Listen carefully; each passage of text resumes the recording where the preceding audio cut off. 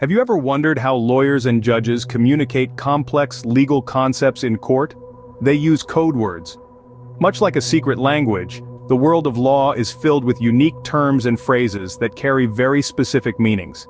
These are not just fancy Latin phrases or complicated jargon, they are the backbone of legal discourse, the very building blocks of justice. Now you might ask, why do we need these code words? Why not just use plain English? Well, the answer is precision.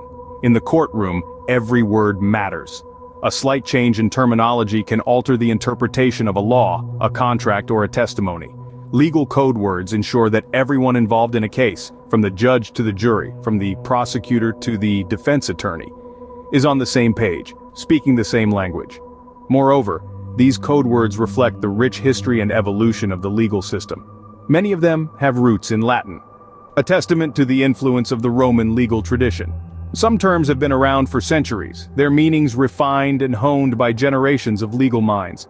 They are the threads that weave the tapestry of legal tradition, connecting us to the past while guiding us into the future.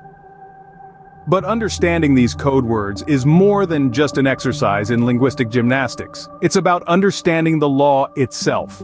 Each term encapsulates a legal concept, a nugget of wisdom distilled from countless court cases and legal debates. To understand these words is to gain insight into the principles that underpin our legal system. It's like having a key that unlocks the mysteries of the law.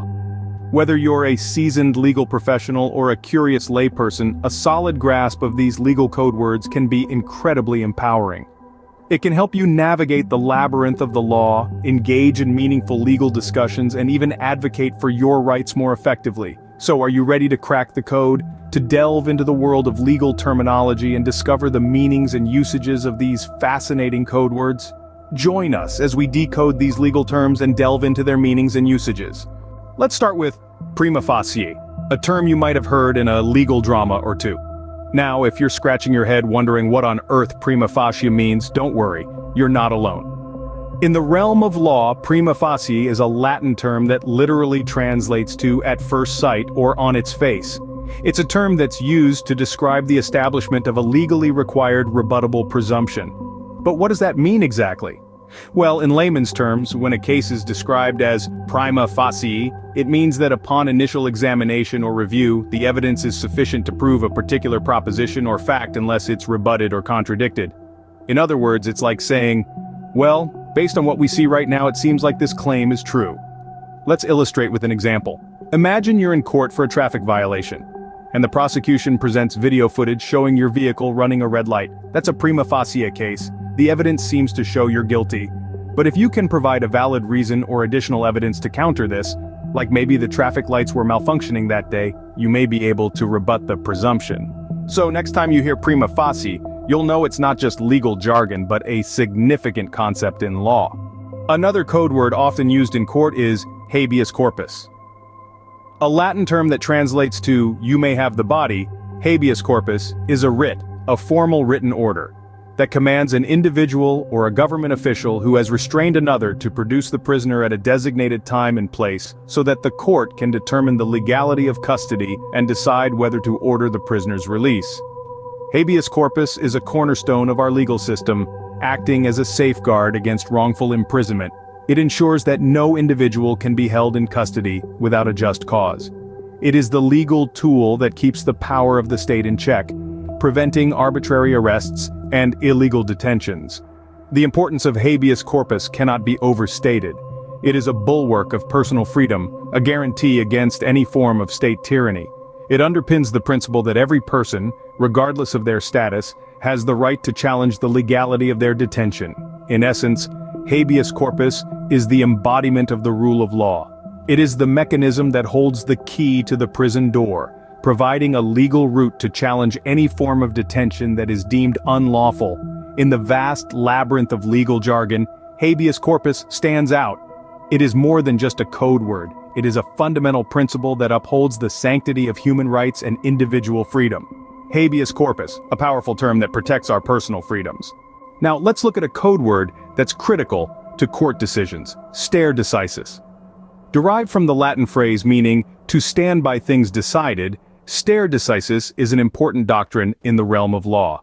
This principle obliges courts to follow historical cases when making a ruling on a similar case. It's like saying, this is how we've done it before, so this is how we'll do it now. Stare decisis serves as the bedrock of predictability in the legal system. It ensures that similar cases are treated similarly, thereby upholding the principle of fairness. Imagine you're playing a game where the rules keep changing. Wouldn't that be confusing? Well, stare decisis prevents such a scenario in the courtrooms, ensuring that the rules of the game, so to speak, remain consistent. But it's not all black and white. The usage of stare decisis requires a delicate balance. On one hand, it's essential for consistency. On the other hand, it must not stifle the ability to correct past mistakes or adapt to changing societal norms. Legal professionals, therefore, often find themselves walking a tightrope, balancing the need for consistency with the demand for progress. In essence, stare decisis is a term that encapsulates the dynamic tension that exists within the legal system. It's a term that embodies the struggle between tradition and change, between the past and the future. Stare decisis, a term that ensures the law remains consistent and predictable. Finally, a term you've likely heard outside the courtroom as well, pro bono. This Latin phrase meaning for the public good is often tossed around in legal circles, but what exactly does it entail? In the simplest terms, pro bono refers to legal work undertaken voluntarily and without payment. It's not about gaining experience or networking opportunities, though those can be added bonuses. The crux of pro bono is offering one's legal skills and expertise for the benefit of those who would otherwise struggle to access justice due to financial constraints. Pro bono work can take many forms. It might involve representing a low-income client in court, advising a non-profit organization, or even working on a case that has significant societal implications. Why is pro bono work important, you may wonder? Well, it's about leveling the playing field. It's about ensuring that everyone, regardless of their financial resources, has a fair shot at justice. It's about lawyers stepping up to fulfill their ethical responsibility towards society, using their unique skill set to make a difference where it's needed the most. And let's not forget, pro bono work can also be immensely rewarding on a personal level. It provides an opportunity for lawyers to give back to their communities, to champion causes they believe in, and to effect real, tangible change in people's lives. Pro bono, a term that stands for the noblest aspect of legal practice, helping those in need. We've decoded Prima Facie, Habeas Corpus, stare decisis, and pro bono.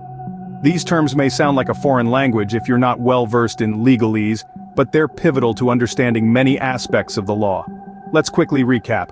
Prima facie, a Latin term meaning at first sight, refers to the initial impression a case gives. It's the evidence that, unless refuted, would be enough to prove a particular proposition or fact in court. It's a term that's used often in legal proceedings, and one that can make all the difference in a case. Habeas corpus, another Latin term meaning you may have the body, is a legal action that requires a person under arrest to be brought before a judge or into court. This ensures that a person's imprisonment or detention is not illegal, preserving the fundamental human right of personal freedom.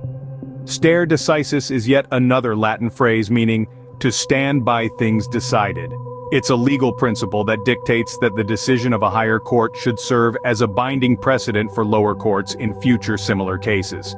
It's the backbone of predictability and consistency in the legal system. Finally, pro bono, short for pro bono publico, is a Latin term that translates to for the public good. It's used in the legal profession to refer to work undertaken voluntarily and without payment, usually for those who cannot afford legal representation. These four terms are just the tip of the iceberg, but understanding them can provide a solid foundation for anyone interested in law. They are used frequently in courtrooms and legal documents, and their meanings carry significant weight in the realm of law. Remember, these code words are not just jargon, but keys to understanding the complex world of law. So, next time you hear these terms, you'll know exactly what they mean.